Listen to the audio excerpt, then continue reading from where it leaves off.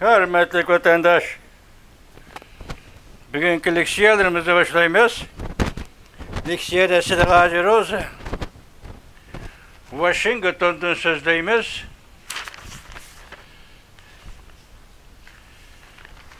Bugün cizlağa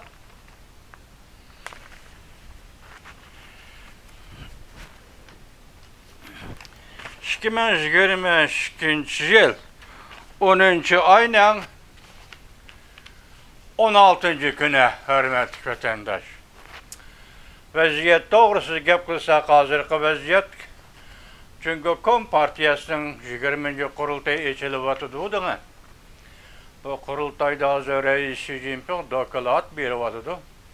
Yetip gelgen destekli haberlerde her xil yani bir xil haberi şu ki 2 saatlik dokulatı toluk 2 saat içinde okumay. Şunun ahırı yarım saat burun mu yakenanda köprek burun mu dokulatla ayaklaştırıptı. Bu bir nokta. Hazır dokulattan qaraganda bu qatim 20. kurultayda Reis Xi Jinping ta'kidlagan bir ufqum amallik, yani bexatarlik. Bu ufqumni 33 qatimdan da 35 qatimdan da dokulatda shundoq takrorlabdi. Ana buning ma'nosi Singapurlik Li Guangyao deganning nomidagi universitetning tadqiqotchisi Albert xulos chiqarib shundoq debdiki, Mavzudun davrida Jungo islohot nima yangilik elib keldi, o'zgarish elib keldi. Deng Xiaoping davrida Jungolik boy bo'lish, dollar hajlash purusida elib keldi. Endi Reis Xi Jinping davrida Jungoning bexatarligi masalasi kun tartibga kelib qolgan bo'lishi kerak deb xulosa chiqaribdi vatandosh. Ondan Kim Pokong deydiki, bu qatimki qurultayda Wang Yi, Tashqi ishlar ministri Wang Yi'ga o'rin yo'q deydi.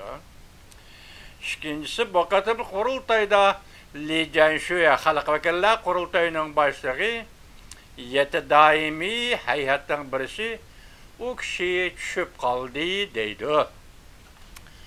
Ondan bu qatim qurultay to'g'risi Johnson deydiki, bu yerda yo'l siyosat, ya'ni Lushan siyaset belgilaydigan qurultay emas, huquq talashadigan qurultay deydi. Onundaki Su Shaohu efendi deydiki, tamaşani hazır ko'rasizlar deydi. Fakat tish yo'l bilan huquq o'tkazib berish deydi. Ondan bu da siyosiy byuroga kiradigan kishilarning hammasi Reis Xi Jinpingning odamlari deydi. Buning ichida g'ayri ikkinchi biri bo'lmaydi deydi. Men deyman. Jungodagi 1 milliard Xitoyning hammasi Xi Jinpingning odami, ikkinchi odam chiqmaydi u yerda vatandosh. Hargiz, hammasi Xitoy qo'y. Hammasi Xitoy. Gapni shundoq deydi, vaziyat shundoq deydi. Endi bugun yani bir vaziyetimiz, en halkalık vaziyetimiz esingizde bo'lsin. 10. ayının 6. günü Birleşken Devletler Teşkilatı Kişilik Hukuk Daimi Komiteti koyulgan Uygur meselesi. Amerika başçılığındaki G'arb devletleri oturup koygan muhakeme kılış, münazara kılış. Yani kiler yıl 2. ayda şunda kılış doğrusundaki teklifname ötmeye kaldı hoşuna mı? Ötmeye kaldı, xil inkasa taraftan keldi. Bunun ümit var buldu, Allah yara chet ellik, mutaxassislar, olimlar ümit var buldu. Bunu olaqla Uygur'un meselesi to'xtab qolmaydi deydi, rasul bo'lib chiqdi hozir vatandosh. Nima desiniz 6. günü karar yoki taklifni muhokama qilish Birleşken Devletler Teşkilatı'nın Kişilik Hukuk Komitetida ma'qullanmadi. 6. günden hesaplaganda 10 kunga deyli. 10 kunga 4 gün, 4 gün, 14 gün, 8 gün. 8 günden keyin Amerika Qo'shma Shtatlari Davlat Majlisi 2 partiya mansublari hozir Jungoning 20. qurultayi echilayotgan o'sha kunda yoki uning oldida 14.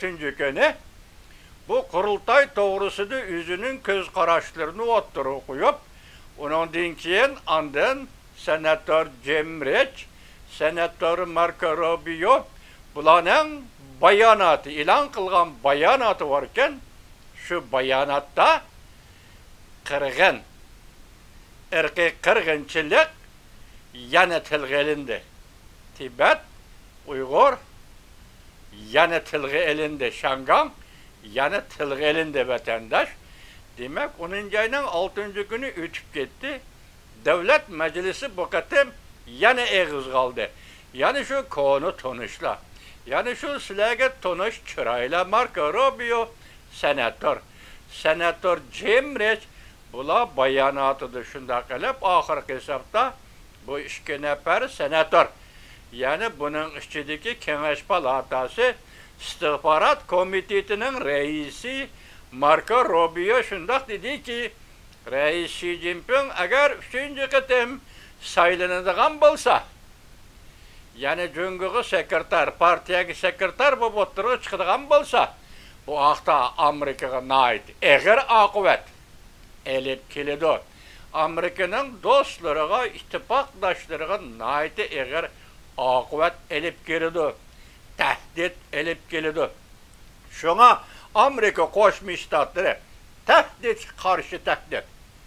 Yani birinci derecelik tehdit bilen muşunda keskin pozisiya bilen astoydillik bilen Xi Jinping payda kılgan tehditke takabül turuşu lazım. Oldu mu? Siyaset var mı? Amerika'nın siyaseti de bir noktada izçilik, bir noktada özgürlük durur diyen gep. Cahan yaman kengir o. Bu cahanı bir neme değişici Amerika'nın siyasetlerinde bazı özgür iş bunu karamamsınız. 40 yıl burun nemi degeni de Tayvan Cumhuriyeti'nin bir kısmı. Tayvan müstakillik jakarlısı karıştırımız. Yakında nem dedi Tayvan müstakillik jakarlamdı, jakarlamamdı. Tayvan'ın özünün işi. Prezident Joe Biden şundak dedi. Ondan keyin Amerika Qo'shma Shtatları Devlet Mahkemesi'nin bayanatçısı Ned Price nem dedi, bu Tayvan'ın özü ixtiyarıdır keş. Amerika Tayvan'ın müstakil bo'lishini rag'batlantirmaydi. Amerika Tayvan müstakillik jakarlısa karşı durmaydı. Muşulan dedi. Vatandaş şunda ama biz sizlarga o'tgan degani yo'q, tungun leksiyada so'zlaganda bazı ishlarlar leksiya qilib qoldi, sizlarga so'zlayman degan ikkinchi qatimliq leksiyam. Buga 10 to'liqlashim mumkin. Buga to'liqlaydigan asos maqsad hozir dedim, o'tirib qo'yilib bo'ldi Marco Rubio, Jim Rich senatorlar. Uyg'ur masalasi, qirg'inchilik masalasi, kishilik huquq masalasi yana qo'yildi degan gap davlat majlisida 14. kuni. Siz aytsanız basın cuma vatandaş. 14. gün. 10. ayının 14. gün bayanat arkalık çıktı attırğa. Yani o leksiyani keyin koyamdık ya hazır sözlüktemdik bilmedi. Vatandaş muşun anlap duranlar andın resmi leksiyani meseleye başlar sözler.